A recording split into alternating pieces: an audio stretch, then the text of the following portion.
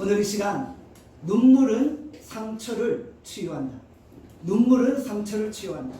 라는 제목으로 하나님의 말씀을 증거하겠습니다. 코로나 바이러스가 우리 모두의 마음을 갈기갈기 찢어놓고 있습니다. 어느 한 군데 성한 곳이 없을 정도로 아픈 투성이 상처 투성이입니다. 그러나 우리가 이 아픔과 상처를 잘 치유하고 새롭게 시작한다면 위기는 우리에게 기회가 될 수 있다는 것이죠. 제가 여러 번 말씀드렸죠. 위기는 또 다른 기회입니다. 코로나 바이러스의 위기는 우리 나눔교회에게 기회가 될 것입니다. 여러분들이 이 위기를 기회로 만드시기를 바랍니다. 맥주 감사 주일에 우리가 하나님께 감사함으로 위기를 기회로 바꾸어내시는 여러분들 되어질 수 있기를 바랍니다. 바울은 드로아에서 아소를 지나 밀레도에 이르게 됩니다. 바울의 최종 목적지는 예루살렘이었어요. 그는 오순절이 지나기 전에 빨리 예루살렘으로 도착하려고 했었습니다. 그래서 에베소를 들리지 아니하고 그냥 지나쳐서 밀레도에 이르게 되어진 것입니다. 사도행전 20장 16절에서 17절에 말씀합니다. 다 함께 16절 17절 읽겠습니다. 시작. 바울이 아시아에서 지체하지 않기 위하여 에베소를 지나 배 타고 가기로 작정하였으니 이는 될 수 있는 대로 오순절 안에 예루살렘에 이르려고 급히 가미르라. 바울이 밀레도에서 사람을 에베소로 보내 교회 장로들을 청하니. 사도 바울이 에베소를 그냥 지나친 거예요. 에베소를 그냥 지나치니까 에베소 교회 성도들이 눈에 밟히는 거예요. 그들을 보고 싶어서 도저히 견딜 수가 없었던 거예요. 에베소에 잠시 들릴 걸 그랬나? 이런 생각이 마음을 떠나지 않았던 거예요. 저도 종종 그런 적이 있어요. 어디 휴가를 가거나 어디 외부를 나가면요, 성도들이 눈에 밟혀서 잊혀지지 않고 휴가를 가도 휴가를 가는 게 아니에요. 어디 외부에 나가도 나간 게 아니에요. 항상 성도들 생각하고 걱정하고 염려하는 경우가 있다는 것이죠. 사도 바울이 그러했던 거예요. 에베소를 지나치면서 내가 거기에 들릴 걸 그랬나? 이런 마음이 불일 듯 일어났던 거예요. 잊지 못하는 애절함, 간절한 그리움, 사랑의 마음이 풍성하게 나타나는 거예요. 그래서 에베소 교회 장로들을 밀레도로 초청하게 됩니다. 에베소에서 남쪽으로 30마일 내려가면 밀레도에 이르게 되잖아요. 사도 바울은 에베소 교회 성도들과 아름다운 추억이 많았던 것 같아요. 시간이 지나도 아름다운 추억은 잊혀지지 않잖아요. 좋은 추억이 있으니까 생각만 해도 애절하고 간절한 거예요. 보고 싶은 거예요. 사랑하는 여러분, 이런 게 진짜 교회의 모습이 아닌가요? 사도 바울과 에베소 교회 성도들과의 관계가 참으로 이상적이죠. 저와 여러분들과의 관계가 이와 같기를 소원합니다. 저는 미국에서 목회하면서 여러 성도들과 아름다운 교제를 나눴던 기억이 납니다. 그러다 보니까 미국에서 저와 함께 신앙생활 했던 분들이 한국에 종종 방문할 때마다 저에게 찾아와요. 서로 만나서 아름다운 추억들을 공유하는 거예요. 그때 그 시절을 나누는 거예요. 10년이 지났는데도 그때 그 시절 이야기를 하면 기분이 좋아요. 행복해져요. 아름다운 추억이 많았던 거예요. 지금도 카톡으로 서로 연락을 주고받잖아요. 제가 물어봐요. 언제 또 한국에 놀러 오세요? 이러면 어떤 대답이 올까요? 코로나 끝나면 한국에 갈게요. 코로나 끝나면 한국에 갈게요. 한국에 있는 성도들도 코로나 끝나면 갈게요. 미국에 있는 성도들도 코로나 끝나면 갈게요. 온통 코로나 끝나면 주여 도대체 이 코로나는 언제 끝납니까? 주여! 이렇게 가슴을 치게 돼요. 우리가 나눔교회로 이 자리에 모인 거예요. 우리가 나눔교회를 너무나도 사랑해서 이 자리에 모였잖아요. 그렇죠? 도저히 나눔교회를 그냥 지나칠 수가 없는 거예요. 그래서 함께 신앙생활하고 함께 말씀을 나누고 은혜를 나누고 정을 나누는 거예요. 저는 정말 우리가 나눔교회 안에서 아름다운 좋은 추억들을 많이 만들 수 있기를 바랍니다. 5년 후, 10년 후, 20년 후, 30년 후에 이 좋은 추억들을 서로 공유하면서 미소 짓고 행복해할 수 있기를 바랍니다. 생각만 해도 그리워지고 마음이 가고 머릿속에 생각나는 그런 관계들이 되어질 수 있기를 바랍니다. 우리는 지난주 목요일날 커피차 노방전도를 했어요. 그렇죠? 저에게는 너무나도 행복하고 즐거운 시간이었어요. 지나가는 분들에게 나눔교회를 소개하고 음료수를 나눠주고 옆에서는 국악 찬양이 울려 퍼져요. 나눔교회 성도들이 지나가는 분들 한 사람 한 사람 붙들고 나눔교회를 소개하고 음료수를 나눠주는 모습이 너무나도 사랑스럽고 진짜 가슴이 뭉클해졌어요. 노방전도를 하는 동안 우리 나눔교회 성도들의 얼굴에 기쁨이 충만한 거예요. 허리가 아프시니까 조금 쉬세요 해도 쉬기 왜 쉬어요?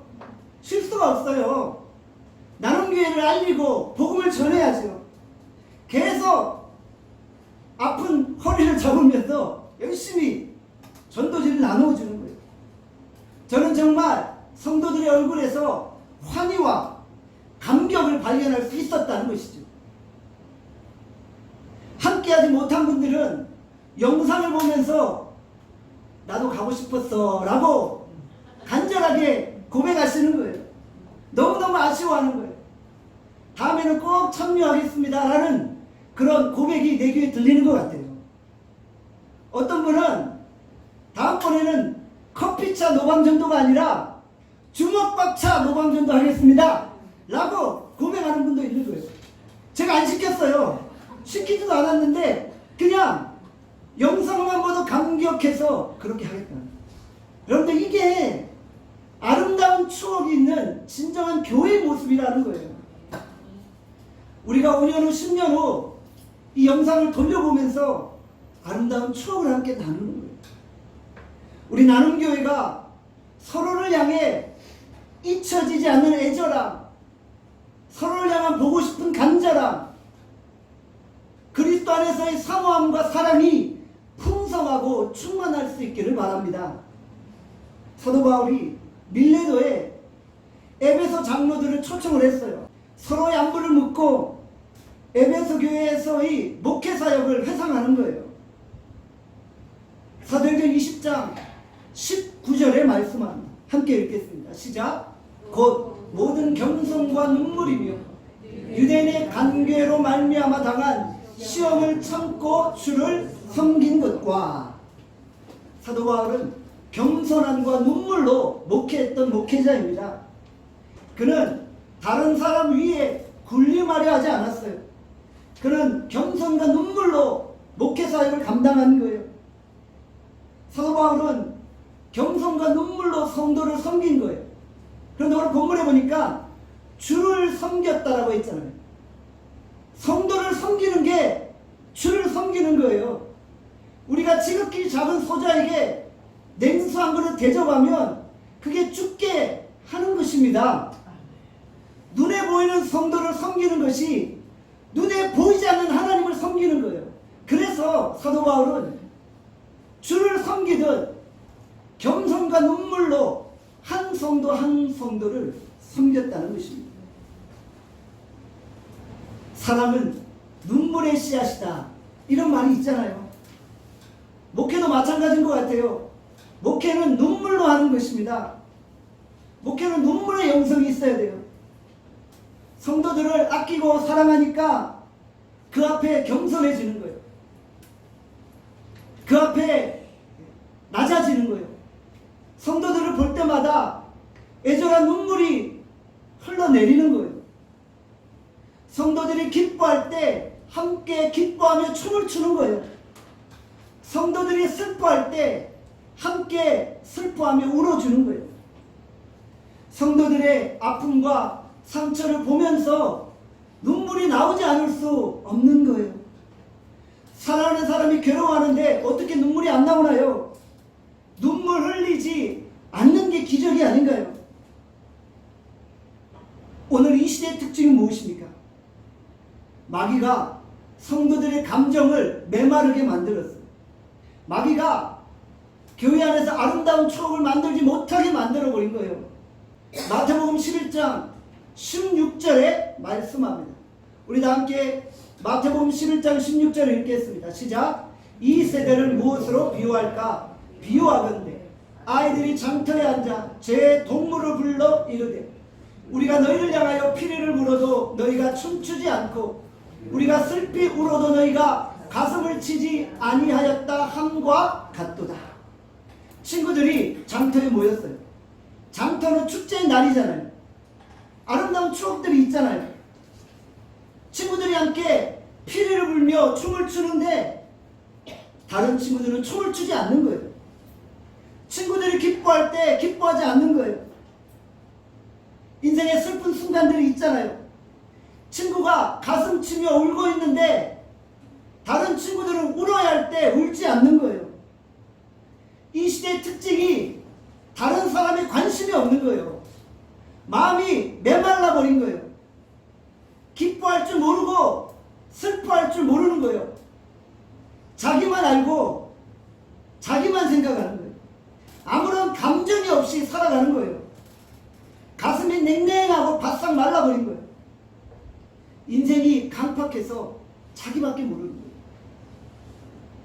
이런 메마른 시대에 우리 나눔교회는 여러분과 함께 웃고 여러분과 함께 울 것입니다. 제가 샌디에고에서 목회할 때 일입니다. 우울증에 걸린 한 여집사님이 계셨어요. 남편 집사님이 너무나 괴로워하시면서 아내를 데리고 교회로 오시는 거예요. 제가 간절히 붙들고 말씀을 증거하고 기도해주고 그를 권면해는 하는데도 여집사님의 마음에 아무런 감동이 없는 거예요. 아무리 예수님의 치유와 예수님의 회복을 이야기하는데도 마음이 안 열리니까 이해를 못하는 거예요. 마음이 안 열리니까 말씀을 받아들이지는 못하는 거예요. 아무리 성경을 외쳐도 그냥 튀겨나오는 것 같아요. 벽에다 외치는 것 같은 거예요. 다른 방법이 없어요. 그냥 성령께서 이 여종의 마음을 녹여달라고 함께 울면서 기도할 뿐인 거예요. 본당에서 남편, 아내, 저 세 사람이 함께 몇 시간씩 그냥 우는 거예요. 여집사님을 바라보는데 성령께서 저에게 하나님의 눈물, 그 하나님의 마음을 느끼게 하시는 거예요. 하나님이 얼마나 이 여집사님을 향해서 눈물을 흘리고 계시는지를 느끼게 하시는 거예요. 성령께서 저에게 엄청난 눈물을 주시는 거예요. 그래서 함께 우는 거예요. 함께 울면서 기도하는 거예요. 어떻게 되었을까요? 주께서 얼마 있지 않아서 그 우울증을 깨끗이 치료하신 것입니다. 아멘. 할렐루야. 아멘. 눈물이 치료하는 것 같아요. 성도들을 향해 흘린 눈물이 그 마음을 여는 거예요. 그냥 말씀을 증거할 때는 냉랭하다가 자기를 위해 눈물을 흘리니까 그분이 고민하는 거예요. 아니 앞에 목사라는 사람이 서 있는데 이 사람이 왜 나를 위해 눈물을 흘리고 있지? 연기는 아닌 것 같아요. 몇 시간씩 같이 울어주는데 이 사람이 나와 무슨 상관이야? 그러면서 성령의 마음을 느끼는 거예요. 성령께서 나를 통해서 그 하나님의 마음을 그 여자분에게, 그 여성도에게 전달하게 하신 거예요. 그리고 마음이 열리고 성령의 치유가 그 안에 충만하게 머물게 되었던 것입니다. 좋은 음식을 먹으면 가난한 성도들이 눈에 밟히는 거예요. 병원에 가면 아픈 환자들이 눈에 밟히는 거예요. 사업이 어려운 성도들을 보면 내가 좀 어떻게 도와줄 게 없나? 라고 막 고민하는데 아무것도 도와줄 게 없어요. 그러니까 그냥 기도하는 거예요. 성도들이 힘들어하고 있다는 소식을 들으면 괜히 신경이 쓰여서 잠이 잘 안 오는 거예요. 저는 개척 목회를 하다 보니까 사도 바울의 눈물이 정말 코딱지만큼 느껴지는 것 같아요. 아직 멀었지만 그래도 조금 느껴져요. 목회자는 눈물샘이 메마르면 안 되는 것 같아요. 오늘 주의 성령께서 여러분의 아픔, 여러분의 상처도 너무나도 정확하게 알고 계세요. 여러분들이 지금 그 상처와 아픔으로 얼마나 씨름하고 눈물을 흘리고 고통당하는지 성령께서는 알고 계신 거예요. 그리고 성령께서 여러분과 함께 울고 계시는 거예요. 우리가 기도를 통해 하나님의 마음, 하나님의 눈물을 느끼는 거예요. 우리가 하나님이 지금도 나를 위해 가슴 치며 통곡하고 있음을 느낄 때 우리 안에 치유와 회복이 일어나는 것입니다. 저는 여러분께 간절히 부탁드리고 싶어요. 우리가 많이 눈물을 흘릴 수 있기를 바랍니다. 나를 위해서도 눈물을 흘리고요. 또 연약한 자들을 위해서도 눈물을 흘릴 수 있기를 바랍니다. 우리가 눈물로 연약한 성도들을 섬기는 거예요. 사도 바울이 눈물로 성도를 섬기니까 그것이 죽게 한 것이다 라고 말씀하셨잖아요. 우리가 눈물로 연약한 성도를 섬기는 것이 주를 섬기는 것입니다. 우리가 마음을 모아 눈물을 흘릴 때 하나님께서 성령의 능력으로 병든 자도 치료하시고 사업에 실패한 자도 회복시키시고 마음의 상처와 아픔 투성인 자도 회복시켜 주시는 것입니다. 우리가 메마른 영성이 아니라 눈물의 영성을 회복할 수 있기를 바랍니다. 사도행전 20장 19절에 말씀하죠. 유대인의 관계로 말미암아 당한 시험을 참고. 유대인의 관계로 인해서 사도 바울이 모함을 당하였어요. 그 모함으로 사도 바울 암살 조직단이 조직되어졌잖아요. 암살단이 조직적으로 체계적으로 사도 바울을 죽이려고 하는 거예요. 사도 바울은 억울하게 모함을 당한 거예요. 정말 거짓으로 사람을 모함해서 집요하게 사도 바울을 죽이려고 하는 거예요. 우리가 가정생활을 하고 사회생활을 하고 직장생활을 하다 보면은 억울하게 오해받고 모함당할 때가 있잖아요. 나는 전혀 그런 의도가 아니었는데 정말 억울하게도 이런 결과가 발생해 버린 거예요. 정말 너무 억울해요. 나는 전혀 그런 의도가 아니었어요. 내 속을 다 뒤집어서 보여줄 수도 없고 정말 답답할 뿐이에요.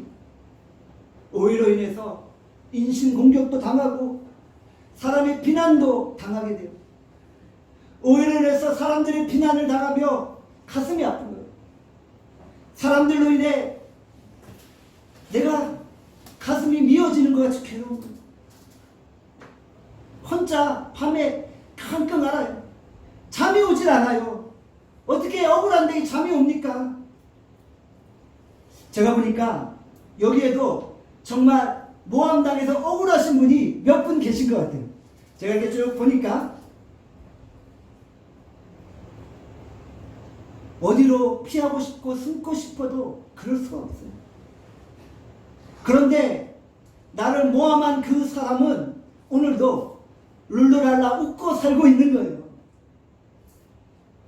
그럴 때 우리가 어떻게 해야만 합니까? 오늘 본문에 뭐라고 말씀해요? 유대인의 관계로 말미암아 당한 시험을 참고. 그래도 꼭 참아야 하는 거예요. 대항하지 않고 참아야 하는 거예요. 이것이 오늘 주의 말씀이 우리에게 주는 교훈이랍니다. 대신 한나처럼 가슴을 치며 주께 기도하는 거예요. 주님, 내 사정 다 아시죠? 내 진실 아시죠? 사람들은 나를 공격하는데 아닌 거 아시죠? 주님 앞에 다 토해내는 거예요.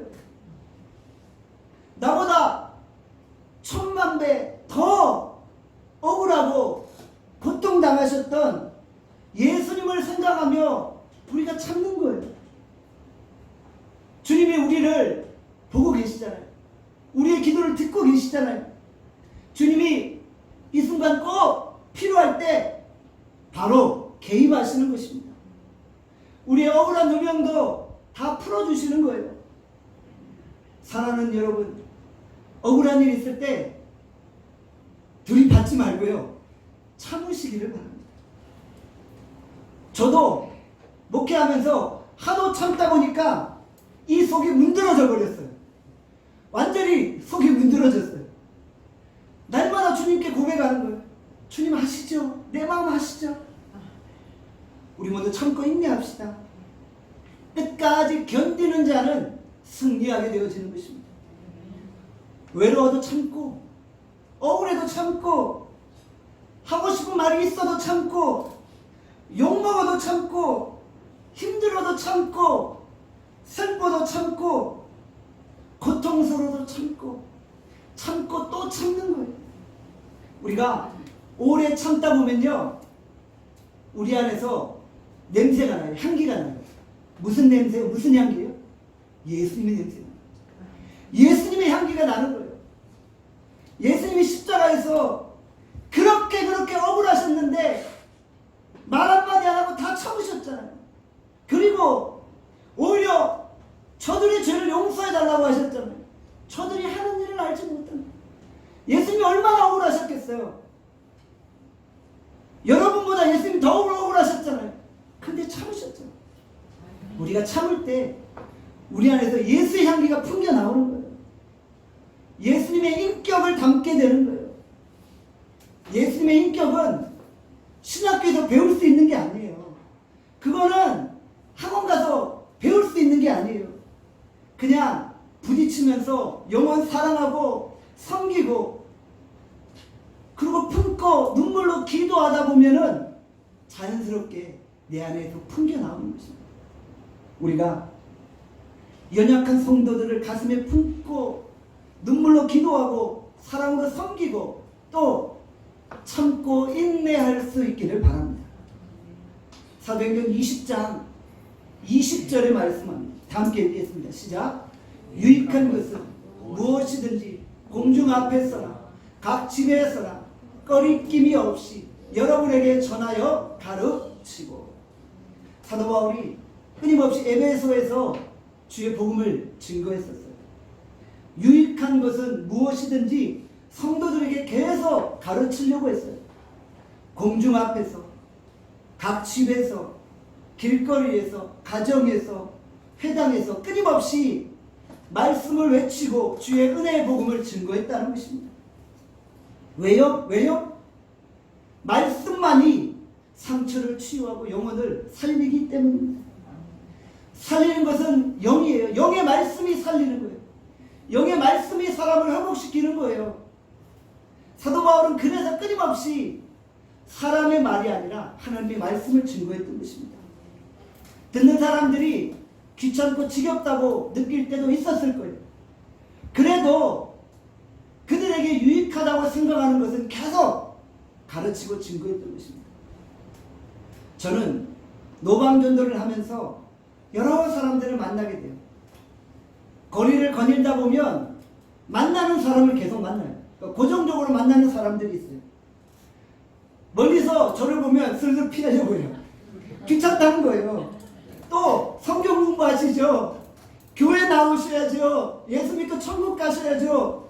이런 말 들을까봐 슬금슬금 이제 피하다가 어쩔 수 없으면 저하고 이제 인사하는 거예요.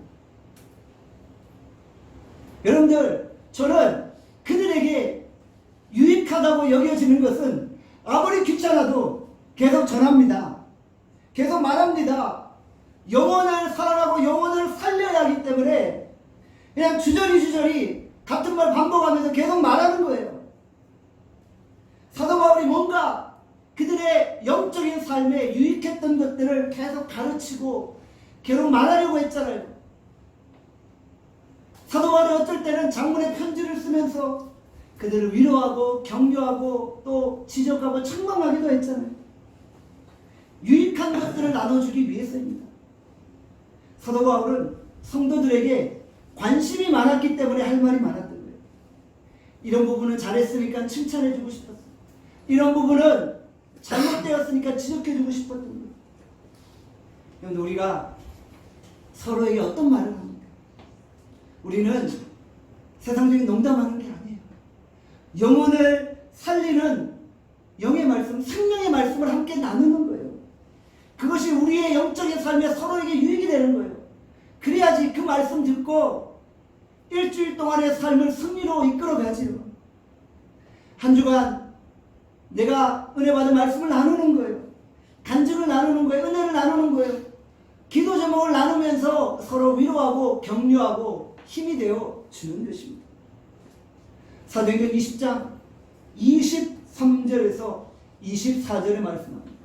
다 함께 23절 24절 읽겠습니다. 시작. 오직 성령이 각 성에서 내게 증언하여 결박과 환난이 나를 기다린다 하시나 내가 달려갈 길과 주 예수께 받은 사명 곧 하나님의 은혜의 복음을 증언하는 일을 마치려 하면 나의 생명조차 조금도 귀한 것으로 여기지 아니하노라. 바울의 유언과도 같은 마지막 고백이죠. 나는 이제 곧 결박당하고 환난당하고 순교당하게 될 것이다. 성령께서 나에게 그렇게 말씀하셨다. 성령께서 나에게 그렇게 미리 보여주셨다. 성령의 매임을 받아 예루살렘으로 이제 올라간다. 결박당할 것 알고 있고 환난당할 것 알고 있고 순교당할 것 알고 있다. 그러나 성령의 매임받아 예루살렘으로 올라간다. 다 알면 예루살렘으로 안 올라가야 되는 거 아니에요? 결박당하고 환난당하고 순교당하는 것이면 안 올라가야지요. 다시 에베소로 돌아가야지요. 에베소로 돌아가서 목회하면 얼마나 좋겠어요. 그렇죠? 그 그리운 성도들 다시 만나서 에베소에서 아름다운 추억도 만들 수 있잖아요. 왜 굳이 예루살렘으로 올라가야 돼요? 그러나 성령의 메인바된 사람은 성령의 인도하심을 받는 거예요. 성령 충만이 뭡니까? 다 알지만, 다 알고 있지만 내가 주께 받은 사명, 은혜의 복음을 증거하는 일을 마치기 위해서 순교의 길로 나아가는 거예요. 이게 성령 충만이에요. 순교하는 순간까지 내 생명을 조금 더 귀한 것으로 여기지 않고 주의 복음만을 증거하는 거예요. 이게 성령 충만입니다. 오늘 우리가 주의 복음을 위해 무엇을 하고 있습니까? 주의 복음을 위해 나의 직장, 나의 가정, 나의 청춘, 나의 직업, 나의 인생까지 다 바칠 수 있는 각오가 되어 있으십니까? 오늘 우리가 주께 사명을 받았어요. 우리가 성령 충만함으로 그 길이 힘들고 어려운 길이고 십자가의 길이고 순교자의 길임을 알지만 묵묵히 걸어가는 거예요. 사명을 감당하기 위해 내 생명까지도 다 바치도록 결단함으로 나아가는 거예요. 우리가 순교자의 신앙을 가지고 주의 복음을 위해 살아갈 수 있기를 바랍니다. 바울은 자신이 모든 사람의 피에 대해서 깨끗하다라고 말씀하고 있죠. 사도행전 20장 26절 27절에 말씀합니다. 다 함께 읽겠습니다. 시작. 그러므로 오늘 여러분에게 증언하거니와 모든 사람의 피에 대하여 내가 깨끗하니 이는 내가 꺼리끼지 않고 하나님의 뜻을 다 여러분에게 전하였습니다. 사도 바울은 만나는 모든 사람의 피에 대해서 깨끗했던 거예요. 왜냐하면 그들에게 주의 복음을 증거했기 때문입니다.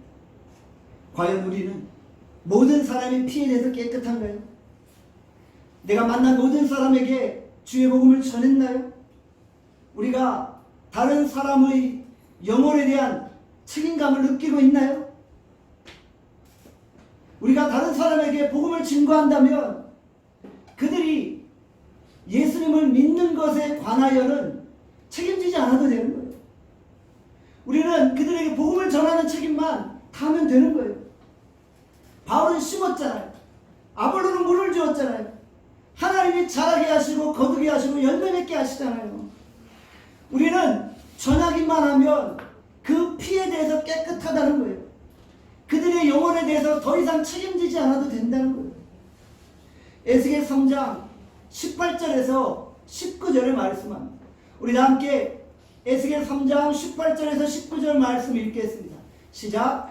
가령 내가 악인에게 말하기를 너는 꼭 죽으리라 할 때 내가 깨우치지 아니하거나 말로 악인에게 일러서 그의 악한 길을 떠나 생명을 구원하게 하지 아니하면 그 악인은 그 죄악 중에서 죽으려니와 내가 그의 피값을 내 손에서 찾을 것이요 내가 악인을 깨우치되 그가 그의 악한 마음과 악한 행위에서 돌이키지 아니하면 그는 그의 죄악 중에서 죽으려니와 너는 내 생명을 보존하리라.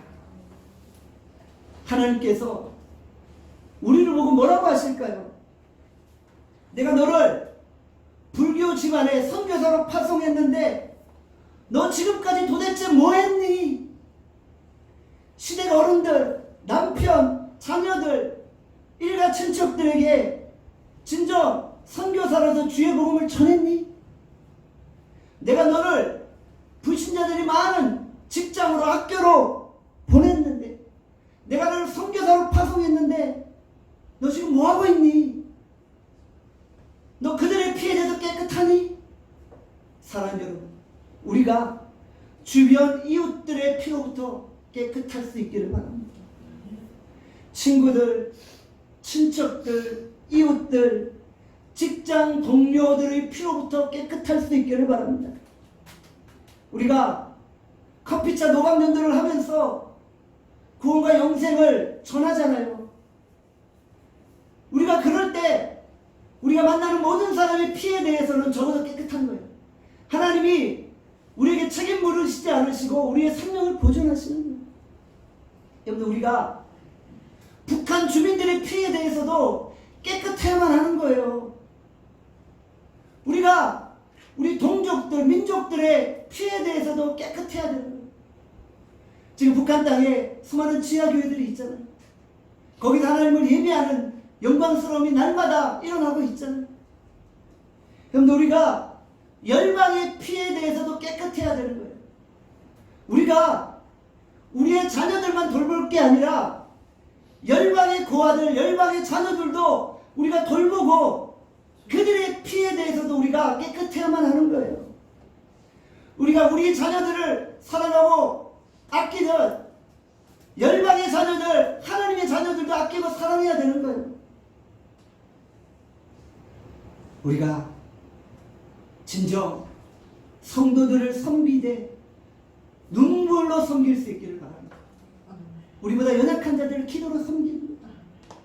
우리가 그들의 아픔을 이해하고 눈물로 그들의 상처를 치유해 주는 거예요.